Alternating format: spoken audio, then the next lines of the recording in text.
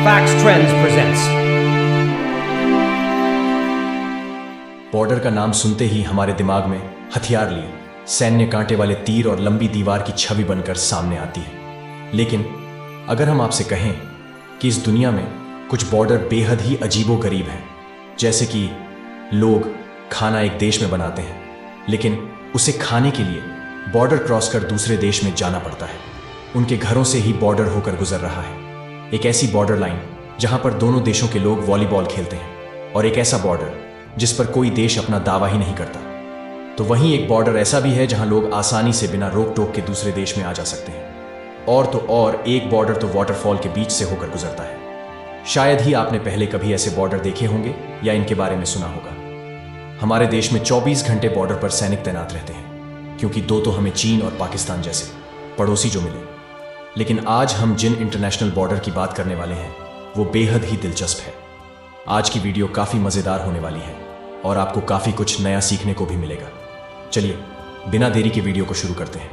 Canada और USA America Canada के बीच 9000 kilometre का बॉर्डर है और कई जगह आपको सैनिक भी खड़े तैनात नजर आ जाएंगे। लेकिन वर्मोंट नाम का एक शहर दोनों देशों का हिस्सा है। इस शहर को डर्बी लाइन ने 2 हिस्सों में बांट रखा है और बॉर्डर भी काफ़ी दिलचस्प है।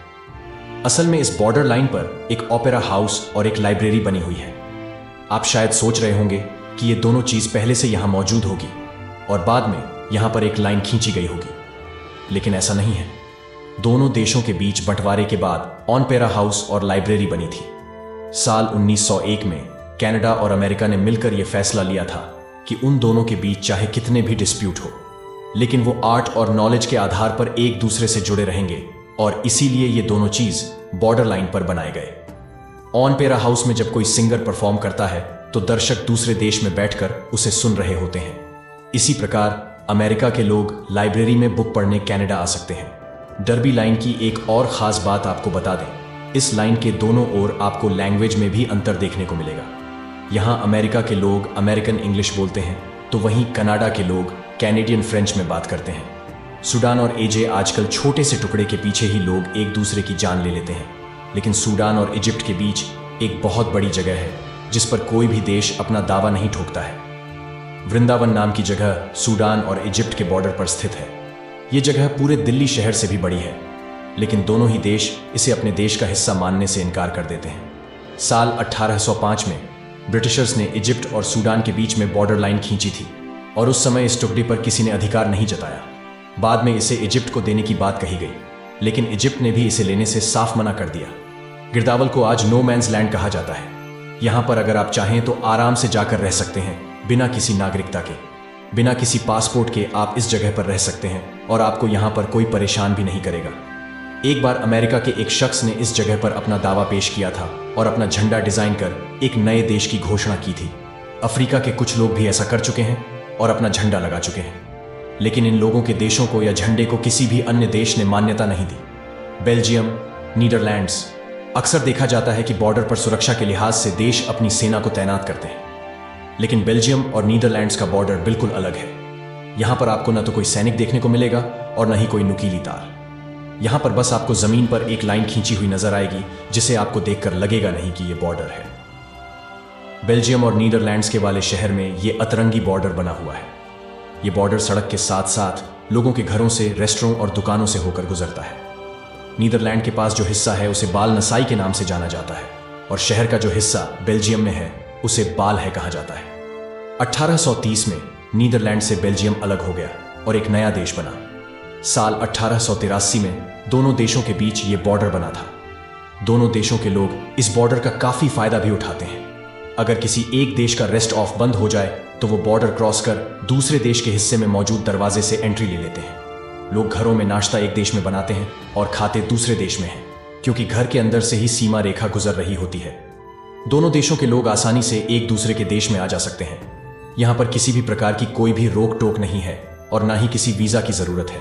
इस शहर के न सिर्फ 2 नाम हैं, बल्कि 2 नगरपालिका और 2 पोस्ट ऑफिस भी हैं।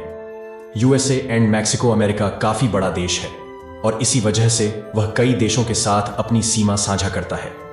मैक्सिको और अमेरिका के संबंध हमेशा से ही बहुत अच्छे नहीं रहे और इसलिए दोनों देश चाहते हैं कि उनके नागरिक भी एक दूसरे से संपर्क में ना रहें। अमेरिका और मैक्सिको के बीच में 600 किलोमीटर का लंबा बॉर्डर है। अमेरिका चाहता था कि वो इस पूरे बॉर्डर पर एक दीवार खींच दे, लेकिन वो ऐसा करने में सफल नहीं हो पाया और ना ही उसके इस कदम को किसी ने सपोर्ट किया।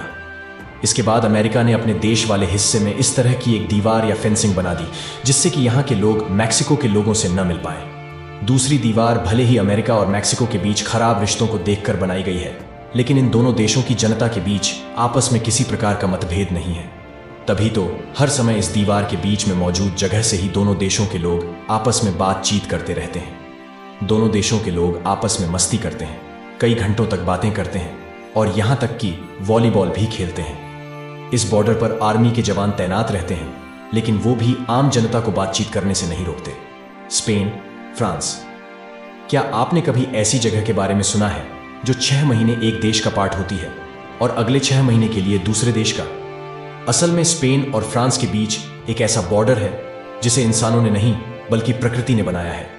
इन दोनों देशों के बीच से विदा नाम की नदी को करती है और इस नदी को ही दोनों देशों का बॉर्डर मान लिया जाता है। असल में दोस्त, इस नदी के बीच में एक छोटा सा आइलैंड है जिसका नाम प्रेजेंट आइलैंड है। ये आइलैंड 200 मीटर लंबा और 40 मीटर चौड़ा है। इस छोटे से हिस्से पर स्पेन और फ्रांस दोनों ही अपना दावा पेश करते थे। जब दोनों में से कोई नहीं माना तो एक संधि हुई।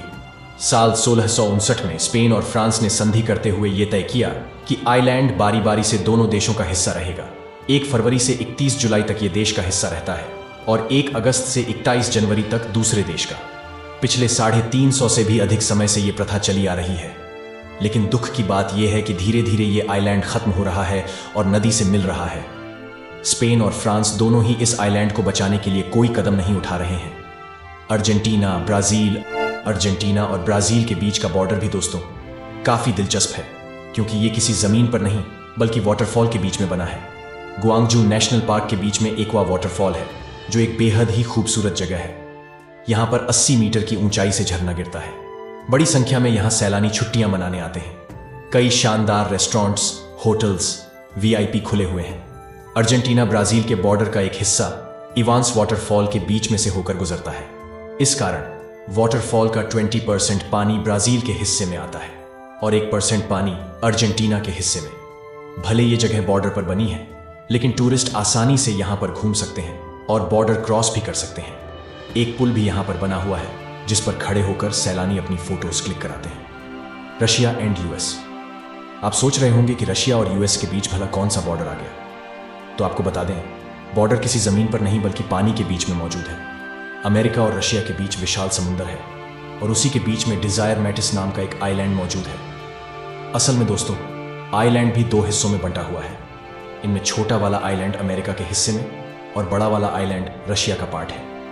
कोल्ड वॉर के दौरान दोनों आइलैंड के बीच में एक बॉर्डर बना दिया गया था और कहा गया था कि इस बॉर्डर को इजाजत के बिना पार नहीं किया जा सकता। सर्दियों के दौरान यहाँ कड़ाके की ठंड पड़ती है। ऐसे में काफी पानी भी जम जाता है और लोग आसानी से एक आइलैंड से दूसरे आइलैंड तक आ जा सकते हैं। दोनों आइलैंड के बीच सिर्फ 2.5 किलोमीटर की दूरी है।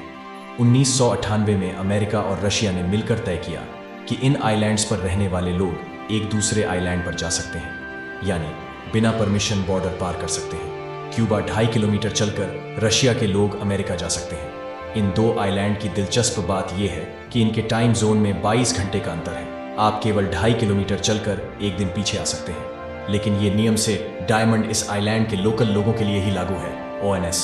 Australia and Germany. अब आपको ऑस्ट्रेलिया के एक ऐसे गांव के बारे में बताएंगे जहां तक पहुंचने के लिए आपको जर्मनी का बॉर्डर पार करना होगा। आप सोच रहे होंगे कि ऑस्ट्रिया के गांव के लिए जर्मनी का बॉर्डर क्यों? असल में दोस्तों, ऑस्ट्रिया का एक गांव है जिसका नाम है जुनकोल्स, लेकिन यह गांव ऑस्ट्रिया में नहीं जर्मनी में आता है। जर्मनी और ऑस्ट्रिया के बॉर्डर के पास एक गांव लॉकेट है। ज्योग्राफिकल देखा जाए तो यह गांव जर्मनी का नजर आता है, लेकिन असल में यह ऑस्ट्रिया का एक पार्ट है। साल 1342 में ऑस्ट्रिया के एक शख्स ने यह जगह खरीदी थी और उसने इस जगह को ऑस्ट्रिया का हिस्सा घोषित किया। साल 1844 में हुई ऑस्ट्रियन ट्रीटी के अनुसार इसे ऑस्ट्रिया का पार्ट माना गया। इस गांव में करीब 300 लोग रहते हैं। ये रहते जर्मनी हैं, लेकिन दोस्तों इनकी नागरिकता ऑस्ट्रिया की है। ये जर्मनी करेंसी इस्तेमाल करते हैं और यहाँ पर नियम कानून भी जर्मनी वाले ही फॉलो किए जाते हैं। क्वार्टर पॉइंट बॉर्डर आमतौर पर बॉर्डर 2 देशों को ही अलग करते हैं, लेकिन एक ऐसा बॉर्डर भी मौजूद है जो 4 देशों को डिवाइड करता है। आपको अटपटा लग सकता है, लेकिन यह पूरी तरह से सच है। बॉस, अफ्रीका में भेजी नदी 4 देशों के बॉर्डर का काम करती है। यहां पर 4 देशों की सीमाएं आकर मिलती हैं, जिम्बाब्वे, जाम्बिया, नामीबिया और बोत्सवाना। इन देशों को यह नदी अलग करती है, यानी देखा जाए तो प्रकृति के उपहार को इन देशों ने अपना बॉर्डर बना लिया हो। वाकई में यह कितना खूबसूरत है। स्पेन पोर्ट शुगर लास में कैसे अनोखे इंटरनेशनल बॉर्डर के बारे में हम आपको बता रहे हैं, जिसे जिपलाइन की मदद से पार किया जा सकता है। यह दुनिया का पहला जिपलाइन इंटरनेशनल बॉर्डर भी है। स्पेन और पुर्तगाल को यहां पर गुड़िया नाम की नदी विभाजित करती है।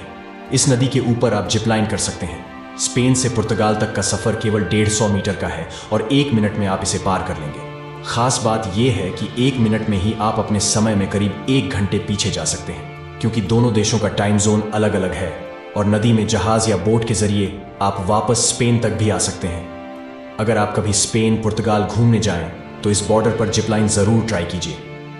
तो दोस्तों, ये थे दुनिया के 10 सबसे अजीबोगरीब और दिलचस्प इंटरनेशनल बॉर्डर, जिनके बारे में आपने पहली बार सुना होगा।